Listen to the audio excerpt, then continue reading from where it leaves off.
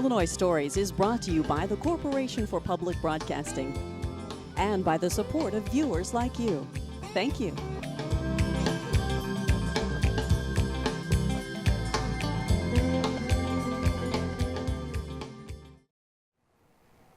Hello, welcome to Illinois Stories. I'm Mark McDonald in downtown St. Louis at number 1 Memorial Drive. It's a famed address because you get a wonderful view of the Gateway Arch from here.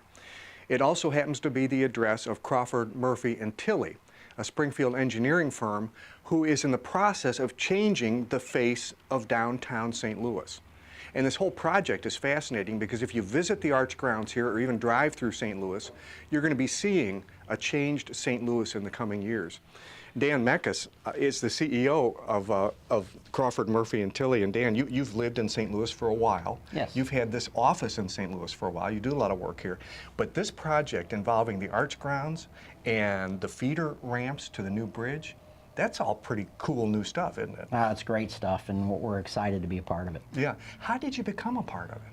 Well, I think it was in 2007. We got a letter of interest from MoDOT, and they were soliciting firms for the new Mississippi River Bridge and the Missouri interchange, and we responded to that with our letter of interest, and then they shortlisted firms, and we interviewed for the project, and we just happened to be selected, and we're, exciting project, and we were real proud. It's interesting. A lot of us don't know how this process works, but when you say shortlist, what these transportation units have to be sure is that the companies that they're dealing with and they finally choose have the qualifications to do the work. It's not just, oh, here's our bid, take the lowest bid. It doesn't work that way, does it? No, it does not. It's a qualification-based selection process, so they look at past performance, not only with their agency, but other similar type projects throughout the country. And so we interviewed against, the mega firms, the firms that do work across the country. And like I said, we were very excited to be It's selected. fascinating. A lot of people now, we have audience in Springfield and around Central Illinois. They'd be surprised to know that a Springfield firm has gotten this job and is doing this work.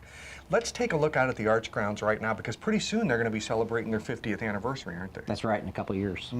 And that's when you really would like to have this facelift done by, what, 2015, I guess? Right. The design of the Park Over the Highway project, which came after the new Mississippi River Bridge.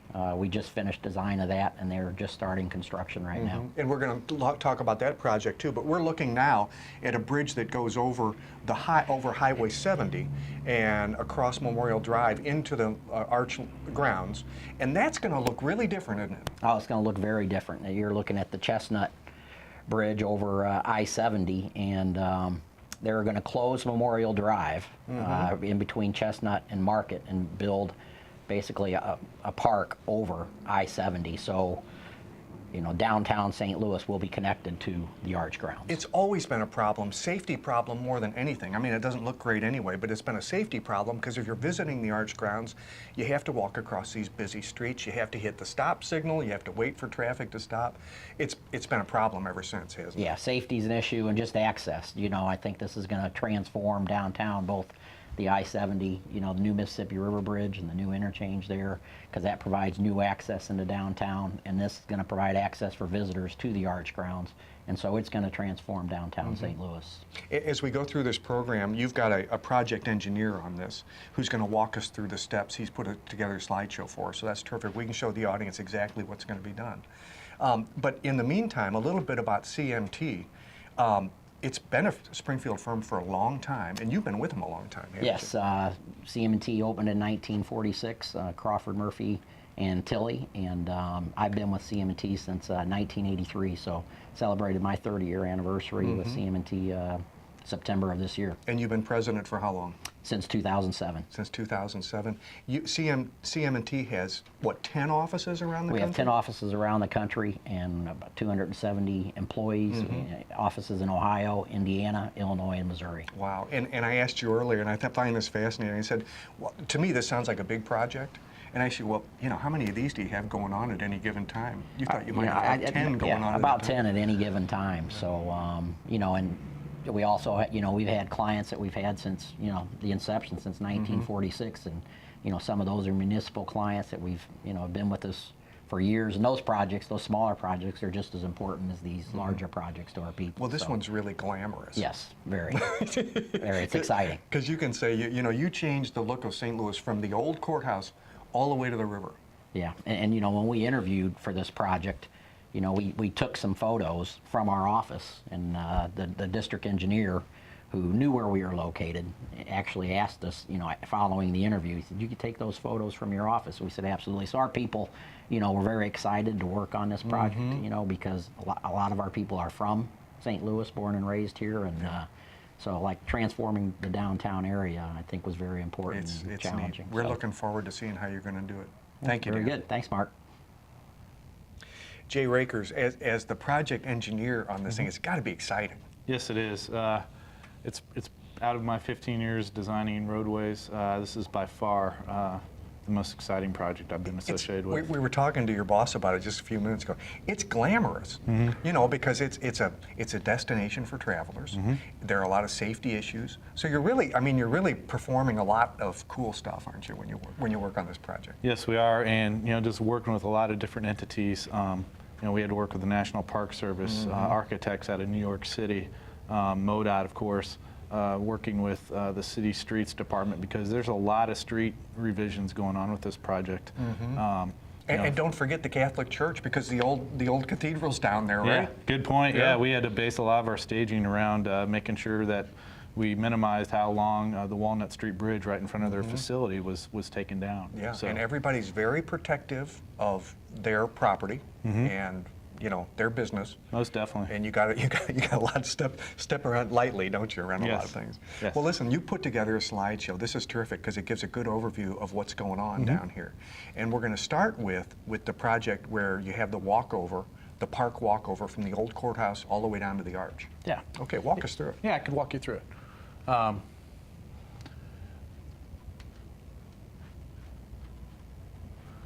Working on the Park Over the Highway project, MoDOT was our client, and here's our project area. And that's in the red, right? In the red, and working with CAR 2015, an organization that was developed for the sole purpose of developing the entire green facility. MoDOT, in order to get ready for what the architects and land development people were going to do, had to rebuild some of their infrastructure.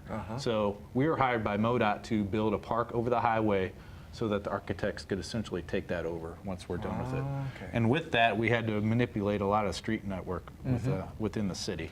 So hopefully some of these things show you what's going on. But okay, now this is as it appears right now. Yes. And the people that are familiar with this, here's the old courthouse. If they want to walk down to the arch, they have to walk down these, and then they have to wait for lights to allow them to cross Memorial Drive and all that other business, and it's really a pain. Yes, and especially during rush hour, ball games. There's 81 ball games a year right here, and our office is right next to this project, and we see firsthand how dangerous it is for children crossing with their parents just to go to a ball game 81 times a year. So, but why build this? You said it straight. It's disconnected, and there's some more slides here that sort of show you what some of the project goals are.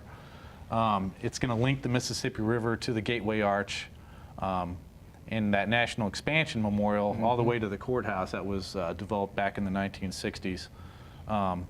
It is an iconic place now, but it's going to create even more of an iconic place for the Gateway Arch. And in time for the 50th year anniversary. Yeah, and MoDOT's well underway with their construction right now. As of August of 2013, they should finish up their construction within the next year, and then the architects and all their facilities will get rebuilt within the following year. Okay, show us some more pictures. Sure.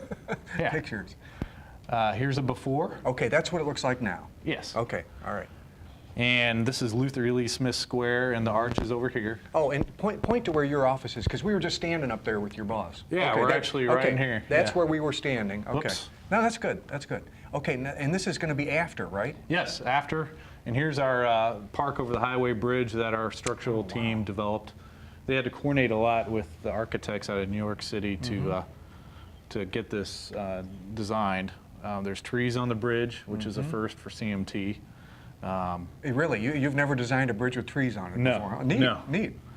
There's a lot of fill on top of this bridge that we had to coordinate with, but Yeah. you know, Memorial Drive, as a lot of Central Illinois people know, goes through here Point today. at that for us, if you would. Here's Okay, there. Memorial Drive. All right. It's going to dead end right here now. Oh, okay. So everybody either upstream on Walnut or at Market, they are going to have to be forced to turn, whereas before it can just go all the way Yeah. through, back and forth. You know what else is new?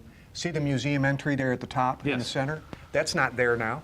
No, the existing entry is at the legs of the arches, about 500 feet further away. So it's a lot more friendly environment for. And you have to design that slope down to the entrance, and then I guess the National Park Service will design their own entry, or do you do that too? Yeah, all this grading from here all the way to here, CM&T had to coordinate with the CAR 2015 on all the grades through this project park. Even though we're not throwing the trees on top of the park, the architects are doing that. We had to develop all the ground to be the right level, or else this wouldn't work. And we're going to see a technical cross section of that later on, Yeah. how that was done. Okay. Yeah. Let's go to the next one. Okay, now this is the way it is now. This is existing, right? Yes, Yeah, existing. yeah. The big Hyatt hotel, it used to be the Adams Mark, is right here On the off the left, page. And that's how it will look in the future. Oh, wow, that's neat. Yeah. That is neat. An uninterrupted walk all the way right to the arch grounds. Definitely. And as you said, now it's all ADA accessible too. So strollers, wheelchairs, whatever, it's just a straight shot down. Yes. Neat. Here's the other side. That's existing Memorial, which is going to be closed. It's going to look like this in the future with the museum entry up there.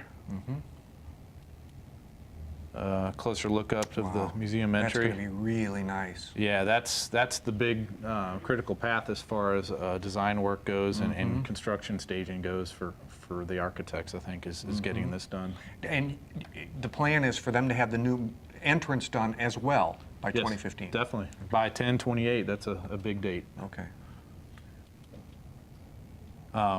Yeah, just a quick overview of the MoDOT projects here. Here's all of the CAR 2015 improvements, and you know, this is a little bit of an old rendering. I'm not sure how much of the Illinois side is actually getting improved, but CM&T's scope was the park over the highway. Okay. And MoDOT had 2 more projects that relate to this. They all tie in together in order for this whole area to work. There's going to be some reversals on Interstate 70 just north of us, and then to the south of us, the Poplar Street Bridge, which I think that's what I used to take coming into town before I moved here. Okay, so CM&T, this is your area of expertise, or your area of influence is in the yellow and in the red and in the blue. Yes. And what this is going to do now, that new bridge, which is at the far top of the picture, that's going to take all this traffic off the Poplar Street Bridge. So the work you're doing now is going to be really even more effective because there'll be fewer cars. Oh, most definitely. It's going to take about 20–25% of the traffic off the bridge here, and you know, that will especially help during peak hour traffics. Okay. So.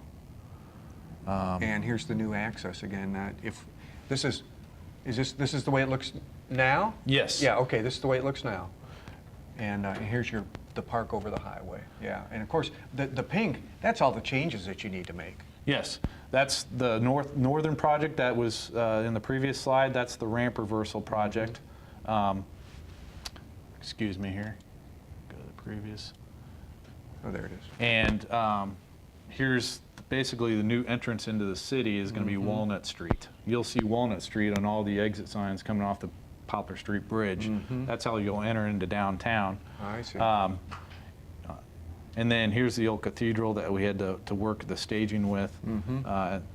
This one over here is the Pine Street Bridge. That was at first going to be torn down as well because it wasn't needed anymore. But we worked with MoDOT and CAR 2015 to save that bridge, and we turned it into a pedestrian bridge, another access point for pedestrians. Here's an interesting point too. Now you say this is the Walnut Street Bridge here? Yeah. Now that needs to be widened, and in order to widen it, you need to tear it down and build a whole new bridge, don't you? Yeah, we do. Oh, man. And it's tricky right in front of that historical structure there. So We had to make sure all the vibratory action of taking down a bridge was working with the foundation. When will that be taken down? Oh, right after the beginning of the year, January 15th, plus or minus. Well, you're going to make a lot of people mad, but in the long run, they're going to feel good about it. Definitely. Definitely. So here's just an overview of the existing Interstate 70 alignment as of 2010. You know, you got the poplar here. And the poplar carried everything, as you can see. Everything came together, and then everything tried to cross here. And that's not going to be the way it is anymore. Yeah, it had 3 interstates, 55, 64, and 70. Well, we're going to take 70 away and develop it over here. This was one of only 2 bridges in the country that had 3 interstates going across it. Now there's only going to be 2. Good, good. So just what CM&T's done since 2008, we designed that Mississippi River Bridge interchange, which is about 1.5 miles away from where we're designing the park over the highway. So it's been fun working on both those projects over the last 5 years. Oh, it has. Thank you very much. Thank you. Greg Law, you've been a project manager on this since, what, for 5 years now? You probably dream about this, don't you? Yeah, I do. And it's not nightmares either. It's dreams. It's a very good okay. thing. It's okay to come to work and work on this project and then go home and dream about it. Yeah.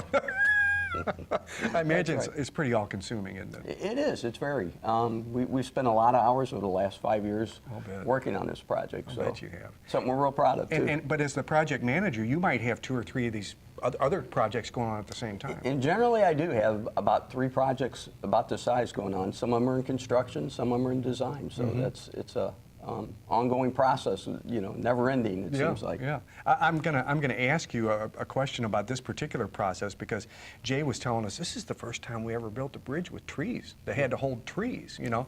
So what I asked you to do was pull up a cross section of this thing for us and show a little bit about the complexities that go into a design. And this was a very complex design. The trees on the bridge, we worked with the architects as well as we could. MoDOT wanted something really simple, but as we went through the process, we knew this was an iconic project, you know, something that's going to be around for a long time. So we wanted to work with the architects in CAR 2015 to give them something that St. Louis would be proud of. And one of them that really made the bridge complex was just that, putting all this extra load on the bridge along with trees. So we would put 30-foot trees on that. We had to space them so that they wouldn't fall onto the interstate below. You know, it sounds simple, but a consideration we had to take into place. A lot of the waterproofing, and we had walls that were essentially 15 foot high on the sides of the bridge, which is not a very unusual circumstance. Also, had a lot of fill in that area, and this was to allow cobblestones to be put in there so that people could have a place to walk, and to also kind of buffet the sound from the interstate for the people crossing over the park over the highway. Yeah, and you can see just by the levels that you show in this cross section. I mean, you can see the levels of complexity. You got I guess these are called pilings down here, and then you've got all these blocks and build up the soil fill, I guess. It's a very complex thing that we see the top layer and we don't think much about it. And that's true, and there is a lot that goes into this. The architects will be doing the trees themselves, but anything below that we took care of. I-70 essentially will be running this way underneath the bridge, and the girders span east to west. It's a single span bridge going across Interstate 70, which complicated a little bit more also. The trees, again, there was 30-foot trees that the architect wanted on those, and we did those so that as I stated before, that you wouldn't have any safety issues for the driving public below the bridge. And again, it allows people to walk across the bridge in the central portion of the bridge. Yeah, and you can see, of course, you have to allow trees room to grow too. So you're going to have those 10-foot trees that you plant are also going to become 30-foot trees at some point, right? Exactly. And then you also have to take in mind not only the foot traffic, but this has to be big enough for emergency vehicles and things like that to be able to traverse. Yes, it does. So let's see if we can see that next. This might show some of that, huh? Yeah, this sure does, and I think it's a good example of what the complexities on the technical side of this. The one thing kind of interesting is the architect, we wanted to do it just like a rectangular bridge. Being engineers, we want to keep it simple, but the architects really wanted to get some complex shapes in there, and what they did was this catenary curve on the outside kind of mimics the arch. So if you're up in the arch, it mimics the shape of the arch. And what that did was really make the technical side even more complex. With the girder arrangements, we use a splayed girder arrangement. In other words, the center ones went directly east and west, but as you moved out, the girders out here were at an angle. And then we had to have some curved steel girders and some complex framing on those to tie that all in. All that did was, is the area in brown here is areas where EMS vehicles, because those still have to have access across that to the arch. Sure. So they need to drive across here and get to the arch ground. So we had highway loadings on our truck loadings on the bridge, addition to the high fill areas and the areas with the plantings and the trees. Wow. I think the next one shows that you had some lighting concerns too, because you have to figure out how you're going to get with the traffic. There's a good one right there. With the traffic, you not only have traffic above, you got traffic below, and down below there's almost no light at all. You can't have cars and trucks zipping by with no lighting. Yeah, you're right. The lighting under there is just in the normal circumstances.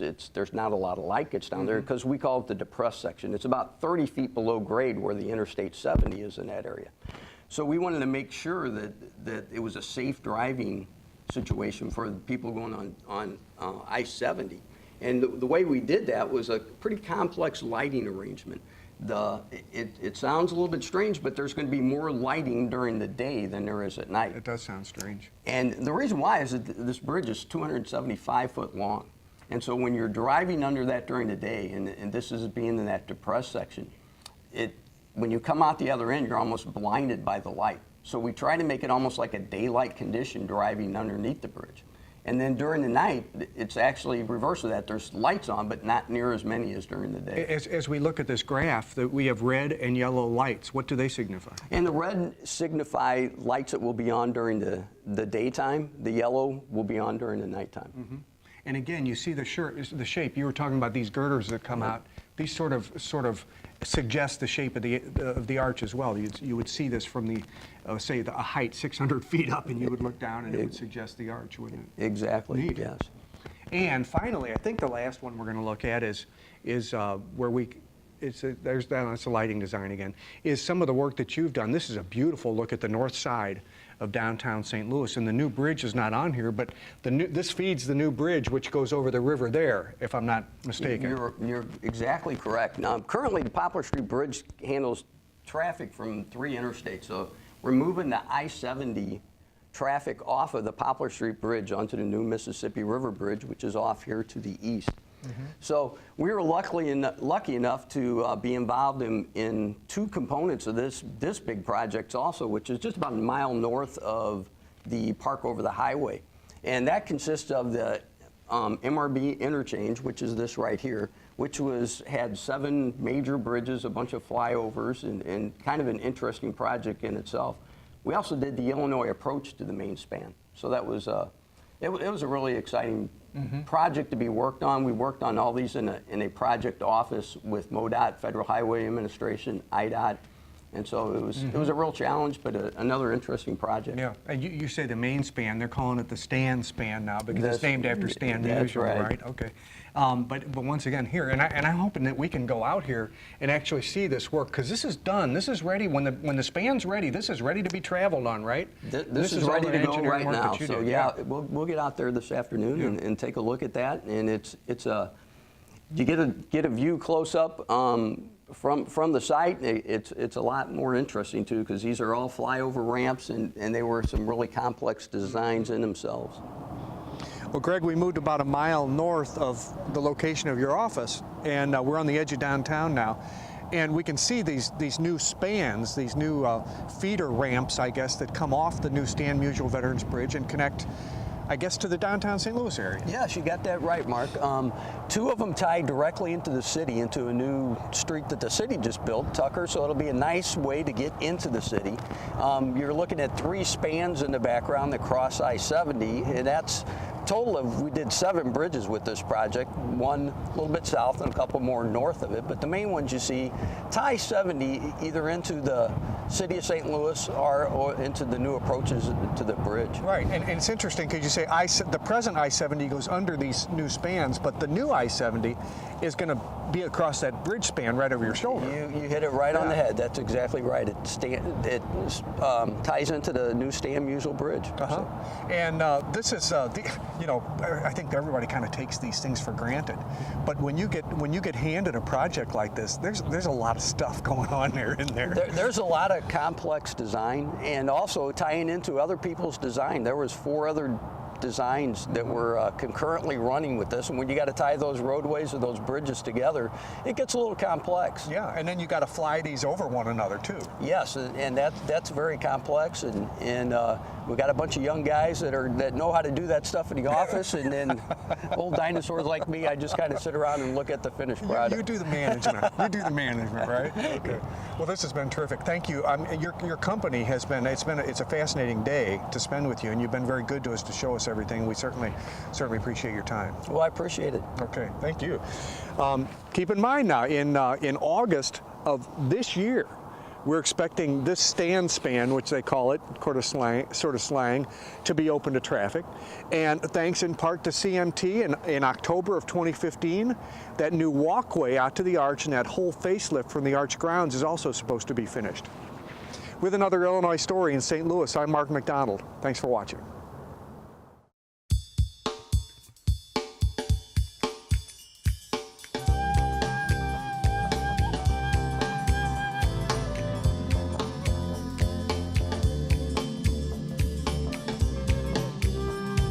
Illinois Stories is brought to you by the Corporation for Public Broadcasting and by the support of viewers like you.